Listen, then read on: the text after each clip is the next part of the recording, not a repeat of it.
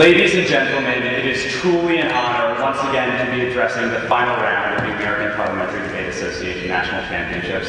Truly happy to be hitting good friends on side Dave, excellent partner. He's going to give you a great speech. The case we have decided to present today raises a lot of interesting issues, I think. First about science, which is something that I hold very, very dear to myself, and questions about the value of debate as an activity, the value of discourse, and its op choice. So we're going to put you, the members of the audience, the members of the panel, we're going to say that you're an evolutionary biologist working at the Massachusetts Institute of Technology. We're going to say that a prominent advocate of the theory of intelligent design has challenged you to a debate on that topic, evolution versus intelligent design. My question to side opposition is whether you as the professor ought to accept his challenge.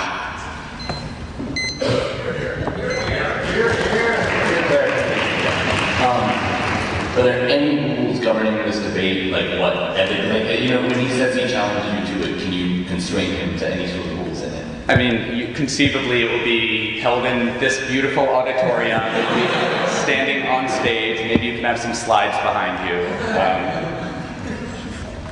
So you said this is a scientist who's this, who's a... Right.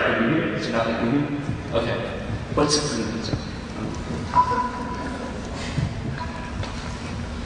Debating. Say debating. All right. We have three very important reasons why you ought to refuse his challenge. And the first crucial reason is that debating intelligent design legitimizes it as a theory. Intelligent design is not science, ladies and gentlemen. It is religious ideology watered down for mainstream consumption.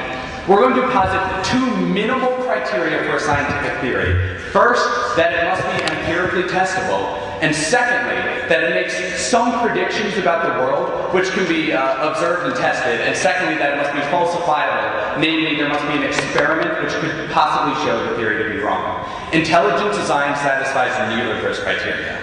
Intelligent design states basically that some biological entities are so complex that they must have been specifically created by a supernatural being. This act of creation is neither observable nor reproducible. It's just something we're supposed to accept on faith.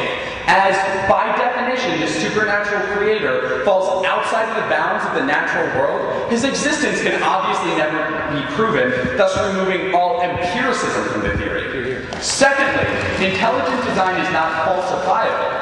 It rests on a God in the gaps hypothesis that there are some things in evolutionary history that we don't understand, therefore God must be responsible. As our knowledge of evolution and biology increases, we can explain more and more of the natural world. However, as we'll never develop as humans absolute knowledge, we can never truly get sort of God out of the picture.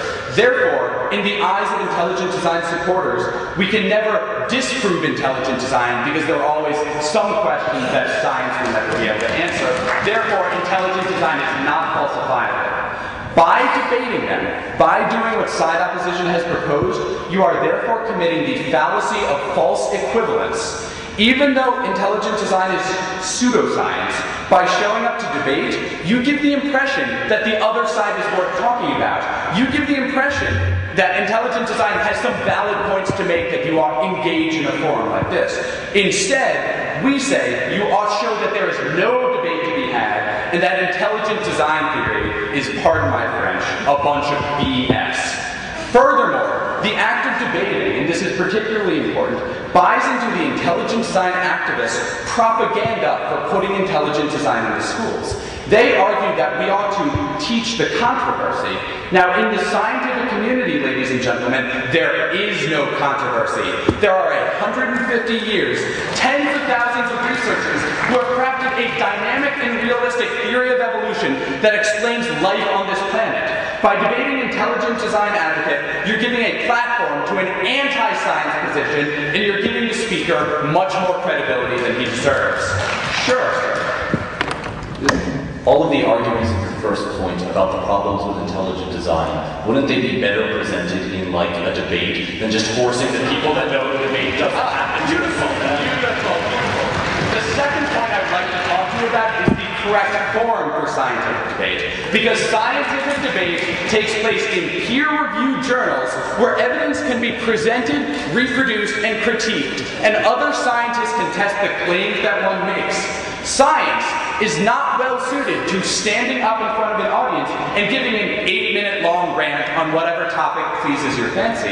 As much as we like to do that, that doesn't serve science well. Furthermore, standing on stage, you cannot reproduce real evidence to actually refute the claims the intelligent design advocate is making. Should the intelligent design advocate make a ludicrous claim, like the so-called fossil record has gaps in it that can't be explained by evolution, standing on stage in front of a podium, there's no way to refute that claim. You can't procure the evidence necessary to do so.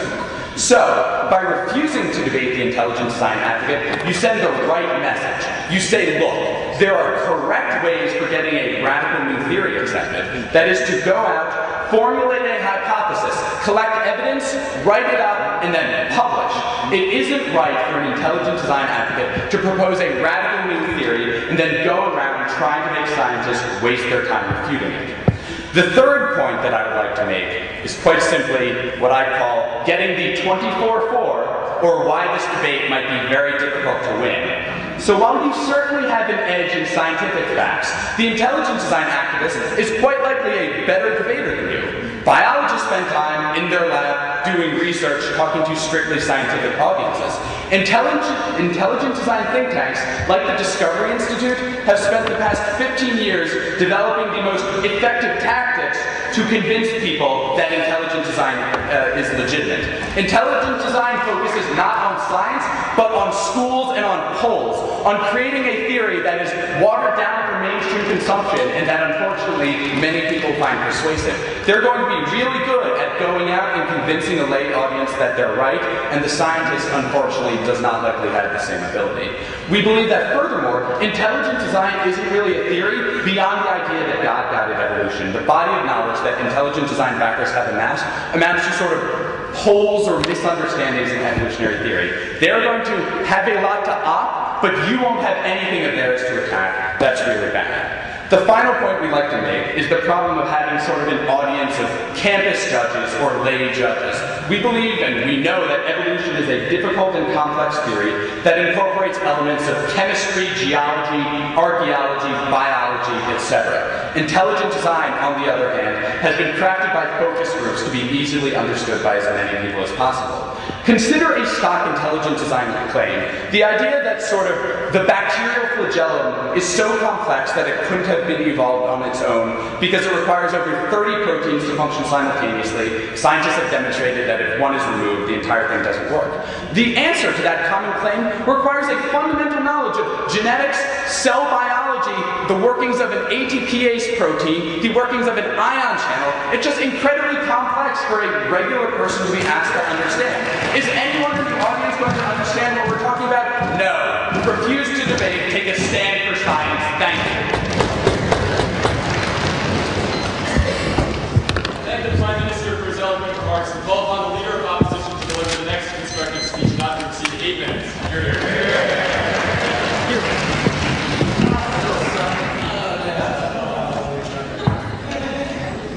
Thank you so much, Mr. Speaker, everyone in this round. It really is an honor to be standing up here in front of this ridiculously august house, to be debating a great friend, and to have my partner, who's been amazing all year, he will give a great speech to follow me.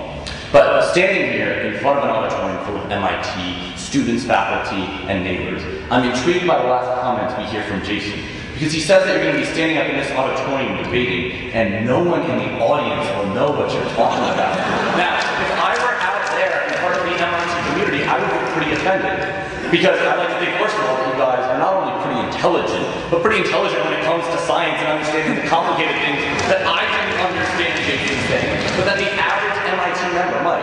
But here's the thing. We recognize that you're going to have some people that understand what you're talking about, and probably some people that won't. So what we want to say about the audience is that you as a scientist have an obligation not just to science, but to the entire community as a whole, and to respect the fact that some people don't like science, and they want to see a debate as to whether or not science versus other methods is actually the way that they want to go. So we think the very nature of the audience you're going to have actually supports the notion that this discourse is valuable, both for the scientists that are likely to believe you, and those who are undecided who want to hear a scientist's perspective.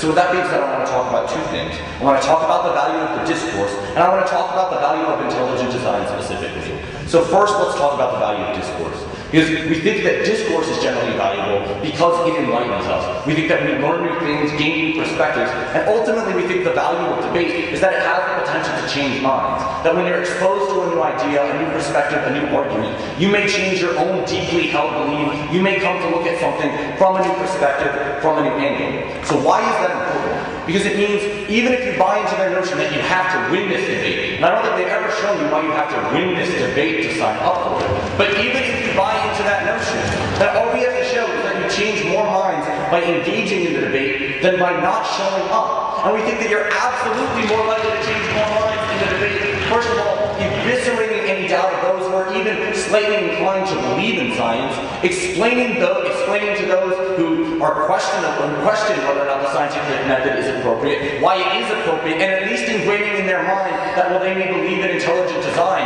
it certainly isn't science. I think that what he tries to say, the logical fallacy that Jason makes, is that because it's hard to explain the science of evolution exactly, you're going to have a very hard time convincing a lay audience that evolution is within the realm of science. And that's absolutely not true. All you have to show that it's in the realm of science is to show everything that he says, that intelligent design isn't falsifiable, that it isn't observable, and thus you need to let the scientists talk about it. If you convince even a couple of people in the audience of that, we think you're very likely to have changed minds. His way of saying you're going to change minds on their side of the house is by not showing up for the debate, and thus by not giving credibility to the theory of intelligent design. But you, as one scientist, not showing up for one debate, first of all, probably doesn't change very many minds on the margin in terms of keeping people in the evolution camp. And if anything, for those undecided between the two camps, it increases the likelihood that they don't think you can back up your finding, that they don't think you can back up your theory, and that you can't stand up for your fundamental beliefs. We think you send exactly the wrong message. The last thing that I want to talk about under the notion of the value of discourse is why it doesn't matter if you win or lose. Because ultimately, you as a scientist believe that in the pursuit of knowledge, we are all enlightened. And that sometimes, things go your way and sometimes they don't. And we think that when you're up there in front of a community of people that have come to see you, that are interested in the discussion, you can't help but increase the aggregate level of knowledge among them. Even if that's not in your ultimate interest, that's not your choice to make. You are here debating in order to enlighten them and to give them a new perspective. If you don't like the outcome of that, if you don't like the perspective they walk away with, that's tough, but there's still value in that debate, value in that discourse, value that these individuals have attained. The second thing I want to talk about then is the value of intelligent design. Because we think that while intelligent design is not a scientific theory, for all of the reasons that they say, we think that there's value in the arguments that would be presented in a debate regarding evolution versus intelligent design. First of all, the fact that this guy is at least a scientist, we clarified that he's a scientist, means he's probably going to try and employ some aspects of science to back it up. Now this may be things like holes in the fossil record, or other things that question evolution. And we think there's value in the public understanding the limits of scientific theory. Just because the public, just because the scientific community as a whole, believes very strongly in evolution, that doesn't mean that the average member of the public needs to believe that strongly in it either, or that they shouldn't at least be exposed to the questions of it. Even if you don't think those questions fall within the legitimate realm of scientific discourse, it's still important for the public to understand why certain people have chosen to question them, why they have sometimes gone outside of the scientific realm to question them. There may be a lot of religious individuals who come here who are interested to see the intersection between science and religion. For them, this may be a debate that says, well, how much is my faith consistent with science? And we think that the intelligent design scientists, while not providing an argument that's necessarily within the scientific method, may give you reason to believe that religion is at least consistent with the science that we know of today, and that there is value in that for people to believe. So we think there is a lot of intellectual value in talking about intelligent design. But ultimately, the last thing I want to make under this point is the notion that, again, you can absolutely disprove that intelligent design is within the scientific realm if you're up here debating the guy. You cannot in any way do that if you refuse to show up. This guy isn't going to engage in a back and forth with you in a peer-reviewed journal. He only wants you to debate up here. They said, well, he's really practicing persuasive. Like, hire me and I'll give you some rhetoric classes beforehand. Seriously, like, you can prepare for this debate too. You don't have to make very sciencey arguments. All you need to do is make very clear why the arguments that this guy is making are not going to be the type of arguments that would convince a scientist. And I think that will do a lot to convince a very, very intelligent, and stuff out, community of MIT's faculty, students, and other friends. That being said, let's go case study. The first thing that we get is the notion of debating intelligent design legitimizing it. Because it's not a science, you can't observe it, it's not falsifiable. I mean, yes, all of these things about it not being a science are absolutely true. But guess what? If you get up to debate it, that doesn't necessarily legitimize it any more than debating like a ridiculous, that's like saying debating someone that believes in something that we find horribly immoral actually legitimizes the immoral action. We absolutely believe on our side of the house that the remedy to be applied is always more speech and not enforced silence, particularly when the average person that's having issues deciding between intelligent design and evolution is not going to be the person that reads these scientific journals. This is probably one of the only venues by which the average citizen is going to be able to access this type of information. And we think it's very easy to show, like Jason Stelter so eloquently did, why the realm of intelligent design does not fall within the realm of science. They just say, they give more reasons why, like specifically intelligent design isn't science, and we absolutely agree, and we think you should make those points in the debate. They say there's no controversy over intelligent design versus evolution in science, and that it legitimizes it to the point that it will be used in school textbooks. First of all, I don't think this one debate is in any way the tipping point that makes it all of a sudden used throughout school textbooks, particularly when the people that write these textbooks do have a scientific background and are seeing that from the realm of legitimate science. You're clearly in the right. The second point we hear is the notion of the correct form. And that's the idea of peer-reviewed journals, where you have back and forth over lengthy debates, and that you can't refute the arguments this guy's going to make. I think I've clearly demonstrated how you can refute those arguments, how you can refute them on the basis that they're not science, and that you probably can't even use some science if you've prepared ahead of time, done any kind of research to simplify it and to explain to these people why you're right. Finally, they just say you'll lose. They say, these other guys have spent years developing persuasive tactics. Spend some time developing them yourself. Look at what these institutes have put out, because it's certainly publicly available. And even if you lose, you've still done a service to your community and to the community at large. We beg to oppose.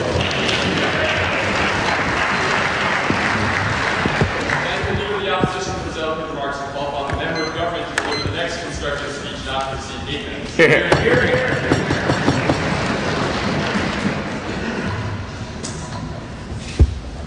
Thanks, everyone. I'm very honored to be here once again. I think there's no better place for me to be giving the last speech I'll give on that. That said, though, I want to begin with a bit of an observation about some of the enormous concessions we heard from the leader of opposition speech. Because what he said, time and again, he said, it doesn't matter if you're going to lose. The problem with this is there are two strands to the intelligent design propaganda. The first is that they're right about everything. So maybe you might be able to challenge that. But the second thing is that even if they're not clearly winning the debate, you should teach the controversy. So if you end up not winning the debate, then ultimately it looks like there's a legitimate controversy that should be fought. The problem with this is that the scientific community doesn't believe there's a controversy. But he roundly asserts that there is no controversy, that this theory has no legitimate scientific value. Ultimately, debating him, if you're likely to lose, is a huge problem. Moreover, you have to completely face crush him in order for you to actually gain any sort of efficacy, because you have to demolish the second line of propaganda that there's no controversy and no one could reasonably believe the sorts of theories that he's advocating. That, we think, is an impossibly high bar for you to do, and we think that's why there's absolutely no benefit to be gained for you engaging in this particular form of debate. But the other thing I want to say to this is there's another big structural flaw with the entirety of their advocacy, which is that intelligent design advocates are intellectually dishonest, because they do portray their thing as a scientific theory. They do pretend like they have positive evidence, and it's very hard to explain why these sorts of scientific norms are the ones that exclude their theory, but include the other sorts of theories. Moreover, we know they're intellectually dishonest because in the recent Pennsylvania case, they literally took a creationist textbook, took out the word creator in every instance it appeared, and replaced it with the word intelligent designer. These people are willing to cheat to win, and they take classes to convince people, that ultimately we think is something that's going to be very difficult for you to do. We don't think you gain any advantage or any traction at all from doing this sort of thing, and that's a huge problem. So let's look to the first thing he says, which I actually think is sort of interesting, because he says, scientists can understand complex things, and since you're at MIT, everyone will understand everything, right? Now, I don't know that much about MIT, but I'm fairly certain it's not composed entirely of evolutionary biologists, right? There are some people who study things like linguistics and philosophy, who might not be able to understand the sort of relatively complex evolutionary biological things that you need to explain in order to explain evolution. Because this is another point that Baer just completely misunderstands, that the sorts of things you need to actually debunk intelligent design are very complex and are usually really only well understood at a relatively high level. So I don't think these people are going to be all that easily expressible in just a 45-minute debate round. Moreover, though, I don't think that there's clearly an benefit here, right? If the audience is sort of bifurcated between like a bunch of evolutionary biologists who probably already think intelligent design is just a bunch of hooey, and a bunch of people who have just come in from the community and whatnot, then you're ultimately just going to confuse the lay people by making it seem like intelligent design is legitimate and not gaining any traction with the evolutionary biologists. No. So I don't think there's any clear benefit to doing this sort of thing.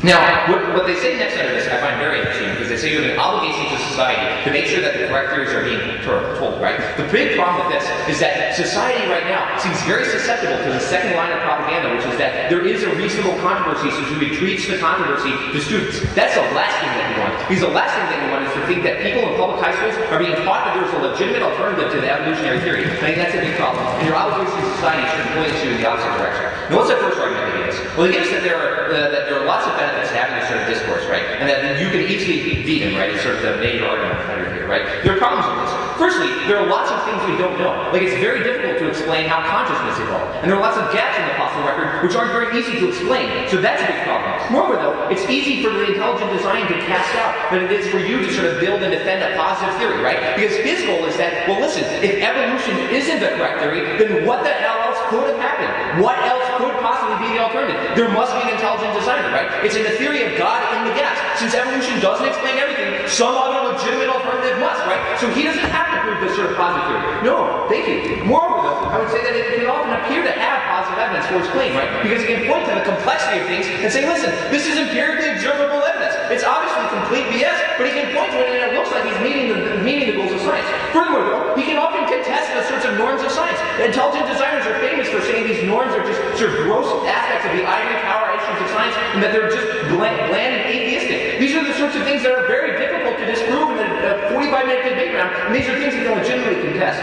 My third response here is that I think that it's ultimately too broad a standard, right? Because there's clearly some things we don't think are worth talking about, right? It's clearly the fact that some people disagree about whether or not there was a moon landing, or the fact that David Duke thinks that it's still okay to be racist, doesn't mean that we should give them platforms and engage with them at universities. There's no clear standard to any of his arguments. No, you had your chance as to why we should be able to exclude these sorts of people, and why we should be forced to engage with debate on people whose theories we think are just as illegitimate. But the next thing I would say under this is that I think it's very important to maintain the correct forum, because I think you can actually turn the debate on its head and say to the intelligent designer, you are the ones that are afraid, you are the ones that are not afraid of engaging us, where ultimately all scientific theories have been accepted, right? There's lots of completely controversial scientific theories that have been accepted in the past. A great example of this is Alfred Wegener, right? He proposed the theory of continental drift when he was like 80 years old, and everyone at the time thought he was completely nuts. What did he do? Well, I'll tell you what he didn't do. He didn't go around challenging people to debates or insisting that the controversy be taught in public high schools. Instead, for 10 years, he collected data, published articles, and afterwards, people in the scientific community realized that he was right, even though they thought he was initially crazy. Intelligent designers don't do this sort of thing. You should say, you should do this sort of thing if you want us to engage with your theory on a legitimate ground. Sure. Why don't you point out in this debate that the way these normal scientific discourses happen is through journal articles, and question him as to why he or any of his followers have never written a journal article? Right. The problem is that he's not just...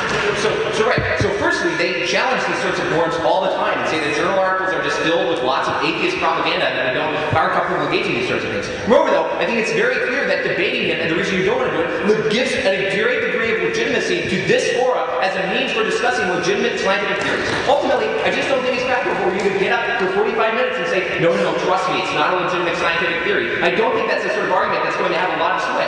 Finally, I would say that there's lots of really complex issues that you may have to discuss. It's very difficult for you to do these sorts of things. They say next on the end of this that there are limits to of the theory, and this is important to discuss, right? So firstly, it's not at all clear how the limits of the theory are something that you need to express, or that you need to talk to, specifically when you think that the alternative doesn't have any particular value. Moreover, though, we think you're very much worried about how the fact of reasonable controversy might look, and particularly if kids in schools are being cultured into this sort of thing. But I will also say, under this argument, that they learn so you can be practiced and persuasive, and you can debate these sorts of things. There are a couple of problems with this. Firstly, the intelligent design advocate, literally, it's his job to be practiced and persuasive, whereas it's your job to do far more important things, like actually research evolutionary biology. Moreover, though, the sort of complex arguments that are winning arguments for the evolutionary biologists don't make a whole lot of sense to us normal philosophy majors, right? When the winning argument for him is like, oh look, the ATPase domain acquired this sort of activity, and that was what really sort of proved that there was evolution. That argument makes no sense to me, right? But it's a winning argument. It's totally the killer rock for the evolutionary biologists, right?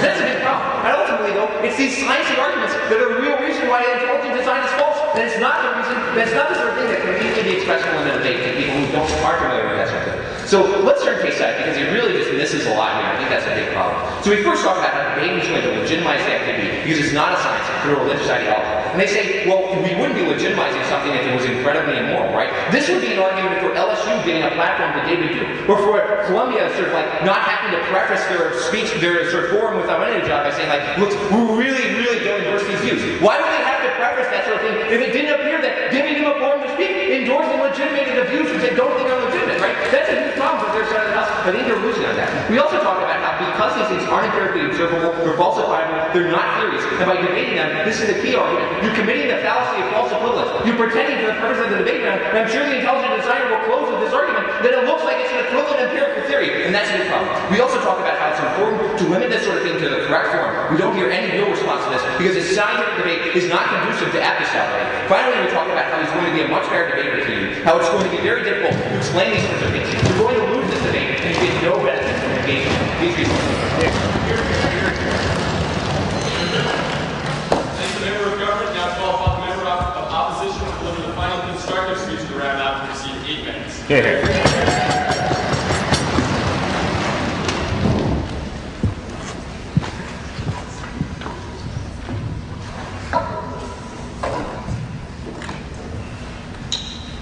Thank you very much, Mr. Speaker. It's a great pleasure to be debating in this round of the finals of MIT Nationals, particularly my father as an evolutionary biologist. Now, with that said, I think they make two intriguing assumptions today that they ultimately never justify, and I think they're really very wrong about. The first is that you need to win this debate. I think that as individuals who have competed in debate and have dealt with this notion of competitive debate, it's very easy for us to fall back on this construct. But Michael and I very much challenge the notion that you have to debate to win. We think that the overall notion of debate is to explore my ideas and to get the audience to be more informed. At the end of the day, what Michael argues for you today is that by showing up, you're presenting your argument to individuals. You can never control whether or not they're going to reject you. But what can you control? That these individuals have heard you, ergo they are now more informed. And I think that's really one of the things. But moreover, they seem to have the standard that you should only debate if you can get up there and sort of prove that intelligent design is not true. But I think this is a really important point, because science can never disprove the existence of God. Because what we ultimately recognize is that there are intelligent design theorists out there who absolutely believe that evolution is true, for instance, but it happens to be completely guided by God.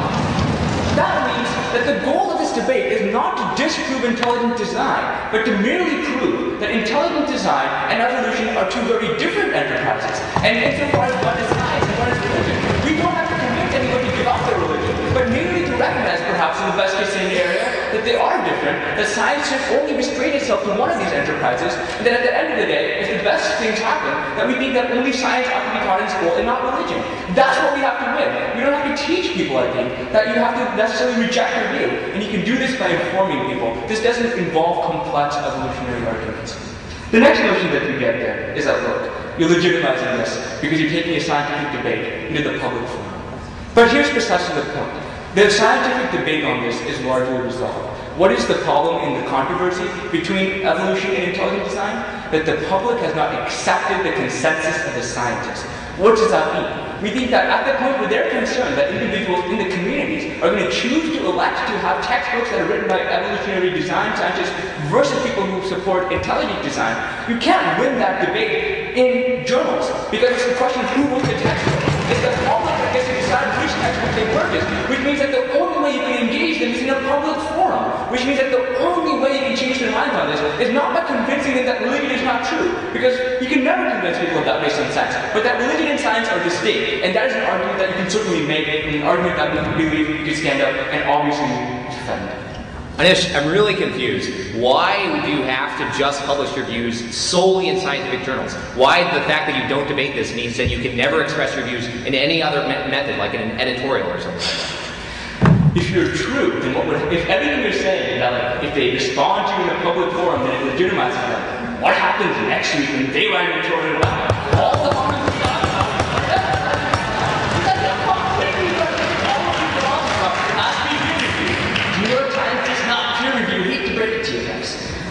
Yeah, expect knowledge from the dad and Now, this is why we don't get managers.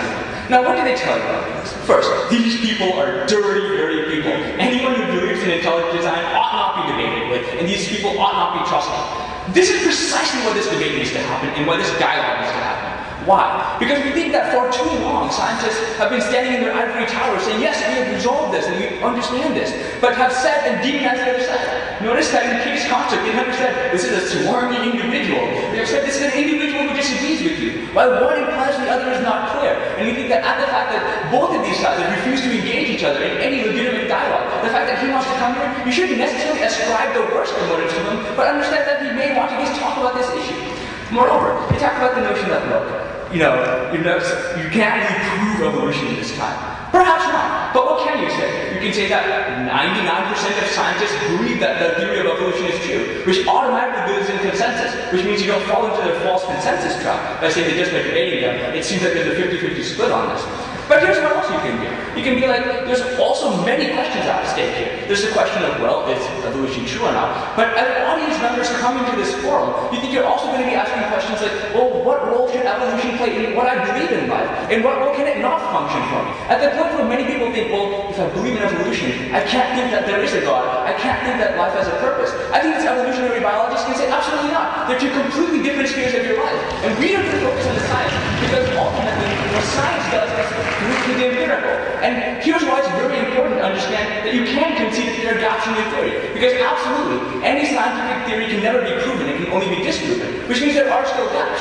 Why can you acknowledge this? You can say, look, these are gaps in the theory. But the reason we have jobs as professors is because we're not allowed to say it's God. We're allowed to say that, look, there's going to be some sort of other mechanism here, and that's our job to look for this mechanism. If you want to believe something else, that's fine. All you have to show is that science is distinct. Why is this important? We think this is important because it fundamentally shows that the scientific process has never been a system that involves having an absolute proof for something. You can go through all sorts of examples of physics, for instance, theories of everything, like quaternion forces, which are thought to exist at some time, but then were disproved, and these gaps were filled in. You can reference this to show, look, we think that we're going to fill in these gaps, but just because there are gaps doesn't mean that there has to be religion, but there can still be religion. It's just that we're not going to be advocating for it because that's not what scientists do. They said that, look, the audience isn't going to understand it. Well, the audience understands the scientific method, so they may not understand everything about organic chemistry, everything about every particular subject, but if they understand the scientific method, the argument that we hear in the first speech is an argument that can be made. Second, they talk about the notion that, look, the real way to do it is via science. Even then, just right now, by asking the editorial question, recognize that they didn't really accept the standard. Next, they talk about the notion that you shouldn't expose your faults. Why? Like, I think a lot of the disbelief of science comes from the fact that, science thinks that they're complete know-it-alls who have a complete theory of what your life ought to be. I think that by providing a more reasonable face on what science is, people are going to be much more willing to engage in the dialogue. And that's what we think we win, if they engage in the dialogue. If you give the reasonable face that, look, we don't have all the answers, but gosh, we're going to keep on looking, and we're going to keep on looking in a way that looks only empirical, because it's worked in the past, it could yield great things to society, you can believe whatever you want to, these are distinct enterprises. We think that is the message you want to send out there, and that is the message that can be successful. Finally, they say that, well, he can be more persuasive than you. His message is fine-tuned to appeal. First of all, you're an MIT professor. You teach, which means you have to convey information on a daily basis. We think you're pretty good at taking complex arguments and explaining it to lay people. You can teach an introduction to evolutionary biology class, for instance. You have people who understand the scientific method, precisely your audience. And moreover, Michael Baird is always available for lessons. We don't ultimately know that this is the reason not to engage in this debate.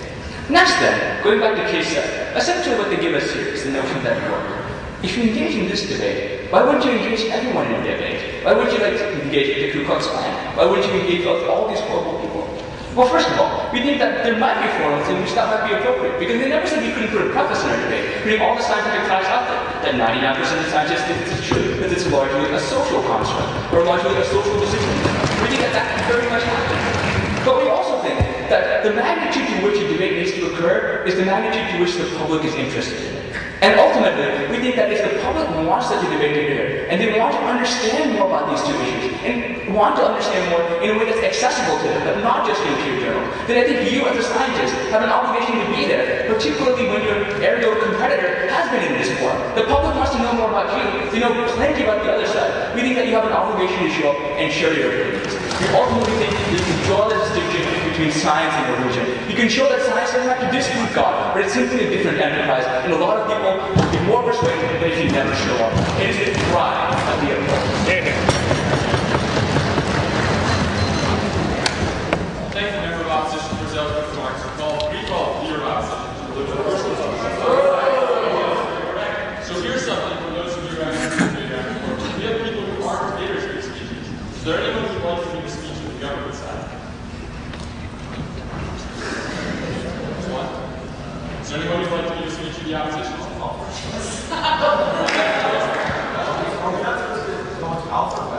I'm sorry. Yeah, I just want to make sure we have speeches for both sides. Yeah. Okay, so you have a speech for Doug? Yeah. Go for it.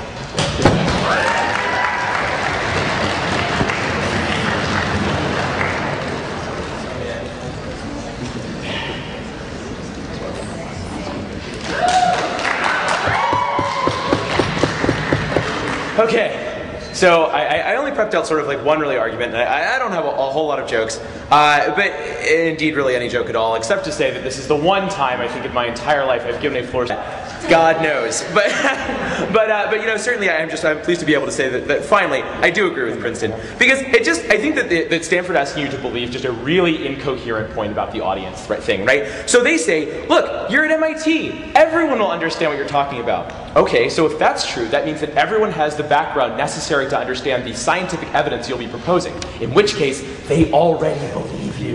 So the problem is that anyone who is at all confused on the issue doesn't have that information, won't understand your evidence, and is particularly vulnerable to the kind of trickery that the guy that Stanford wants to talk is going to be using to explain, right? So the fact is that at any time that there's any doubt about anyone in the audience, so the intelligent design guy is always going to win, and Stanford can't just say that everyone from MIT is a genius. I'm not in finals. I know that's not true.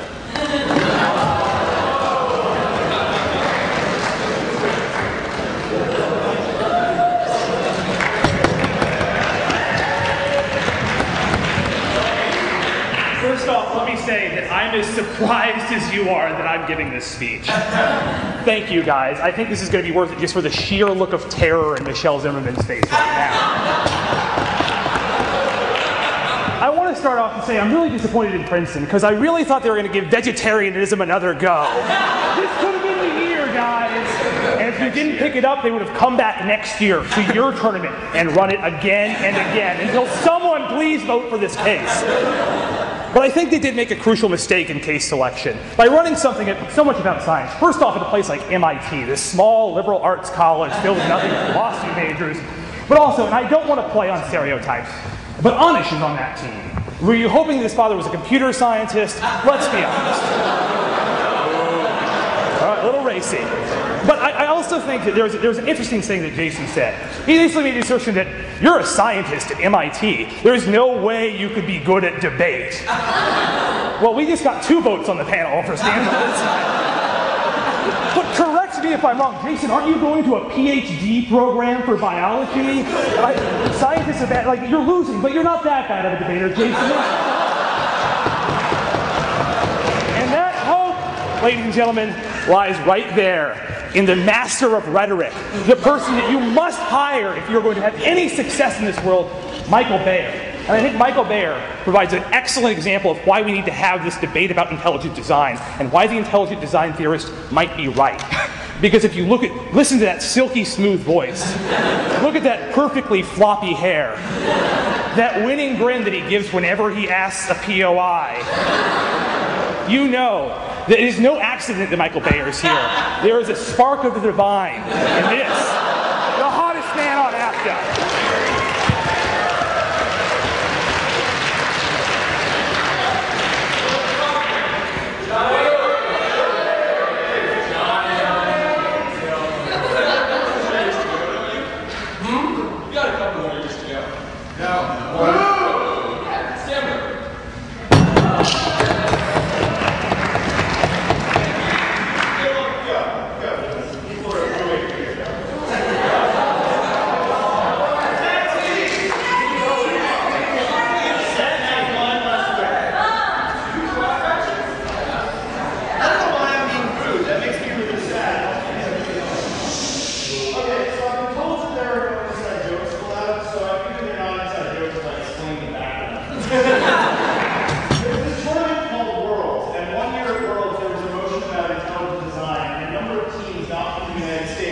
Thought that this meant things like teaching kids about robots, teaching them how to design things intelligently. I think it's important that you do engage in that debate. You do encourage people how to design things. All the things that I can explain will prevent it from being inside joke. Traditionally, when I give floor speeches, they're really offensive, and they basically consist of 8 minutes of jokes about this guy. So it's not an inside joke now when I say that I feel really strange giving a floor speech without inside jokes. But I actually have a serious question for an avowed vocal atheist. This is sort of difficult to say. But I wonder why it is that we should be disputing intelligent design. Why we shouldn't just sort of live in that day, right? And the idea that I have is this idea that there are truths and then there are personal truths, and that these things are different. That there are things that are true in the world. Things that are true in the world include evolution happening. Personal truths are things that are true to me or true to you. For me, it is personally true and an undeniable truth that there is no God. For other individuals, it's sort of exactly the opposite of the means to be a personal truth. And I think it's important that we look to those personal truths and use them as a means of getting closer to the things that we understand to be universal truths. And what we need to understand about intelligent design and the belief in intelligent design is that there are two kinds of people who buy into it. People who ultimately buy into it and believe it to be intelligent design and creation, but also people who buy into objects around it. This idea of intelligent design coexists and cohabitates with evolution, where it just started evolution. And I think it's valuable to use those individuals' personal truth of intelligent design to move them towards the greater and truer truth of evolution. I think that that's where the debate comes back. And even though this is really more of a speaker off, I just want to talk about that idea. I think it's interesting. I don't really know my conclusion. Johnny, you're going to be wrong.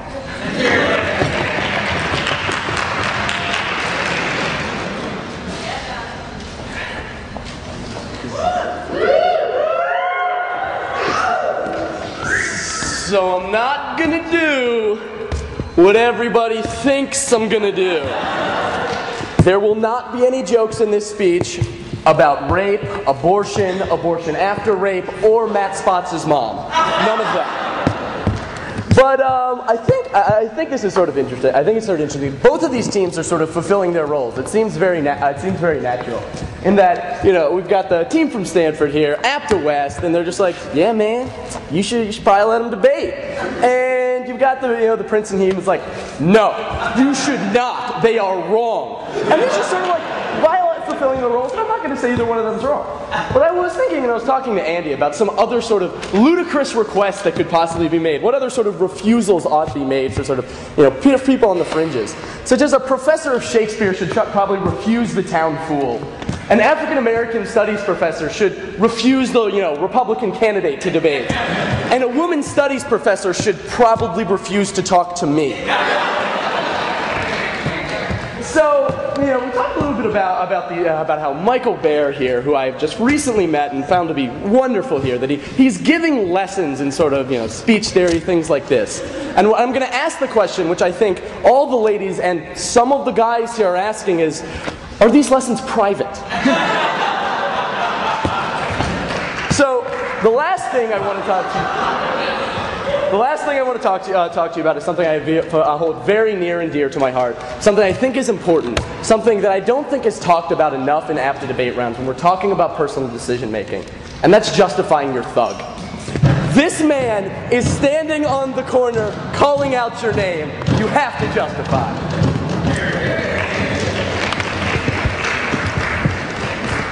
Now call upon the Leader of Opposition to deliver the first rebuttal speech of the round, not to exceed 4 minutes. You're here.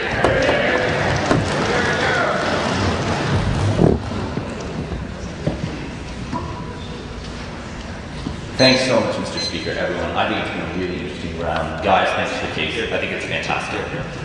I want to start, though, by observing what I think they try and pigeonhole us into in this debate. Because they say, oh, you can accept whether or not you're going to have this debate. And then they kind of tell you exactly how this debate is going to go, kind of denying your free will to do certain things in this debate. I want to expose some of those assumptions before I get into my crystallization.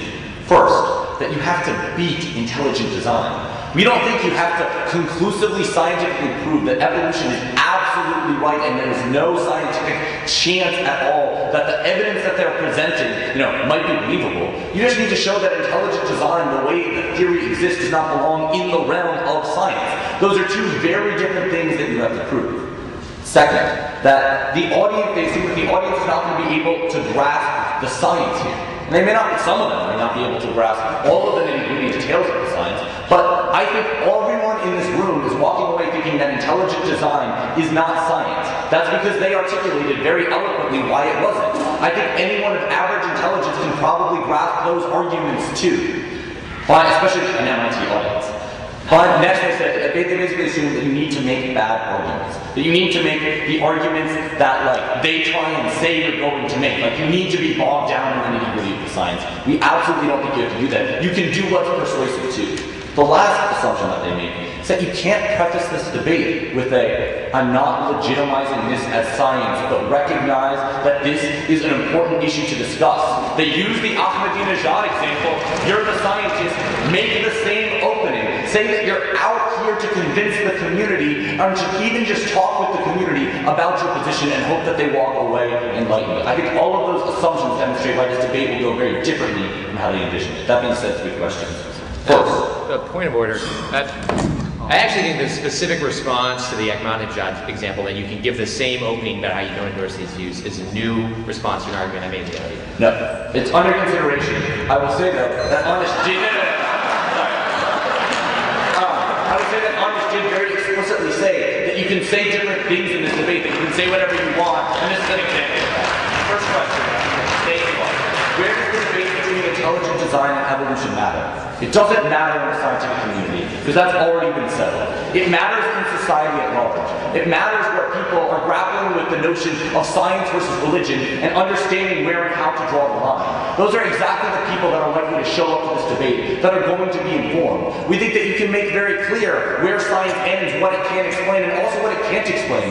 That science will never claim to be able to prove or disprove the existence of God, and that's simply outside the realm of what we as scientists, or you as scientists, have the capacity to demonstrate. We think that's very meaningful for this audience, for these group of individuals who have come out to hear you speak. The second question is, do you have to win this debate? And I think we very clearly won that the answer to that is no. That these people are not all scientists, and it is their right not to agree with you. It's their right at the end of the day want to believe in something other than science, to want to disagree with the scientific method. So what do you want to do though? You want to give them the tools with which to make that choice. You want to say, here's all the information I can provide you about how science operates and whether or not it interacts well with religion, whether or not it interacts well with intelligent design. And then I want you to go be informed and make these choices. How do we know that individuals are hungry for this information? Anish tells you that the people in communities that are deciding about whether their textbook is going to have evolution or intelligent design are looking for this information. They even implicitly admit this when they say you should write an editorial to the New York Times where you can just as easily be engaged in the same exact type of debate. I think it's clear that people want to be exposed to both perspectives. I think you have an obligation as someone who represents one perspective but who can't objectively claim a hold on the truth to give the audience that choice and then to let them decide. Finally then, will you improve understanding by engaging in this debate? And I think the answer is yes. You can draw very clear distinctions between science and religion. You can point out where science ends. You can deal with all of their trickery that they try and say. Like, they make it very clear why the trickery examples that they give are so treacherous and are so deceptive. Say exactly what they say about these treacherous examples in the debate, and you can very easily disprove it. You can say that 99% of scientists believe that evolution is true. You can get your viewpoint out there, and you can interact with theirs. We think that's the ultimate value of discourse. We think the community wants that information. We think you should provide it, and that's why we oppose.